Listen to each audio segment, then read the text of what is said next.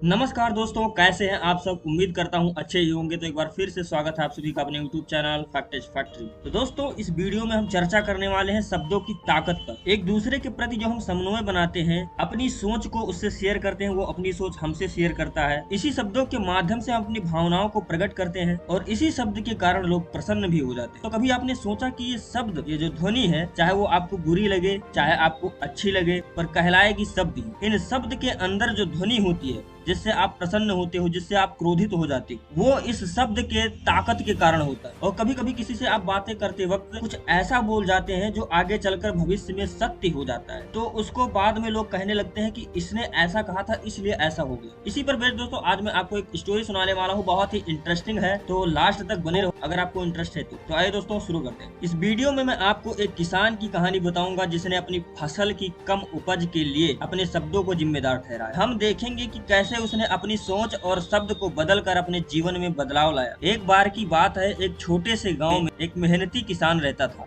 वह अपनी जमीन पर दिन रात मेहनत करता था, लेकिन उसकी फसल कभी भी अच्छी नहीं होती थी। वह बहुत निराश था और हार मानने के बारे में सोचने लगा था। एक दिन वह जंगल में टहल रहा था जब उसे एक बुद्धिमान साधु से मुलाकात हुई। साधु ने किसान की परेशानी देखी और उसकी मदद करने का फैसला किया। उसने किसान को समझाया कि उसकी फसल की खराब उपज का कारण उसके शब्द हैं। किसान हमेशा अपनी फसल के बारे में नकारात्मक बातें करता था। मेरे खेतों में कभी अच्छी पैदावार नहीं होती और मैं कभी भी सफल किसान नहीं बन सकता। साधु ने उस किसान को बताया कि उसके शब्द नकारात्मक ऊर्जा पैदा कर रहे थे और यही कारण था कि उसकी फसल खराब हो रही थी। उसने किसान को सलाह दी कि वह अपने शब्दों को बदलने की कोशिश करे और अधिक सकारात्मक शब्दों का प्रयोग करे। किसान ने साधु की बात मान ली। उसने अपनी फसल से बात करते समय सकारात्मक शब्दों का उपयोग करना शुरू कर दिया। उसने उन्हें मजबूत, स्वस्थ और फलदायक कहा। उसने हर दिन अपनी फसल को बताया कि वह कितनी अच्छी है और वह कितने तरह से बढ़ रही है। वह उन पर विश्वास करता था और उनको सफलता के लिए प्रोत्साहित करता था। कुछ ही समय में किसान को आश्चर्य हुआ कि उसकी फसल की पैदावार में सुधार होने लगा। वह पहले से कहीं अधिक उपज प्राप्त कर रहा था। वह बहुत खुश था और उसने अपनी सफलता का श्रेय उस साधु को दिया। इस कहानी से हमें यही सीख मिलता है कि शब्दों की ताकत बहुत अधिक होती है। हम अपने शब्दों से नकारात्मकता या सकारात्मकता को जन्म दे सकते हैं। जैसे सामने से अगर आपको कोई संगीत सुनाए